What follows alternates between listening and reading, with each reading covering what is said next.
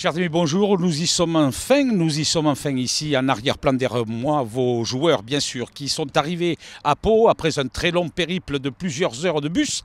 Alors il fallait bien une remise en train, un réveil musculaire si j'ose dire, pour s'accoutumer, se préparer à ce match, à cette entrée en lice en Coupe de France de notre équipe ce vendredi soir. Alors en l'occurrence sur un terrain qui ressemble plus à un hippodrome après le passage des chevaux qu'à un terrain de football à proprement parler. Nous ferons avec, ils font avec, de manière à se préparer. Il y aura encore une séance ce vendredi matin afin que l'équipe puisse se présenter au coup d'envoi contre le Pau Football Club. C'est notre adversaire des 32e de finale, une équipe pensionnaire de Ligue 2, actuellement 13e au classement.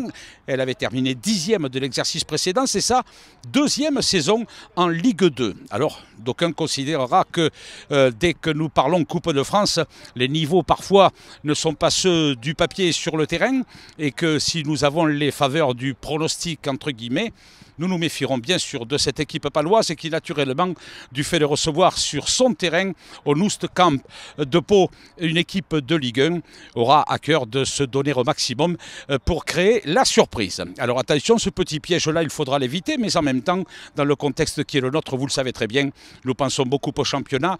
La Coupe de France, je le dis tous les ans, et c'est plus encore d'actualité, s'avère être aujourd'hui un accélérateur de progrès pour la formation de Romain Pitot. Dans la joie et l'allégresse pour l'instant, on espère qu'après le match, ils auront le même sourire, avec une météo très engageante et très accueillante, sauf la pelouse, je vous l'ai dit. Le rendez-vous pour ce match des 32e de finale de Coupe de France Pau Football Club MHSC, c'est ce vendredi. Le coup d'envoi, c'est à 18 h, on le vit ensemble bien sûr, en live.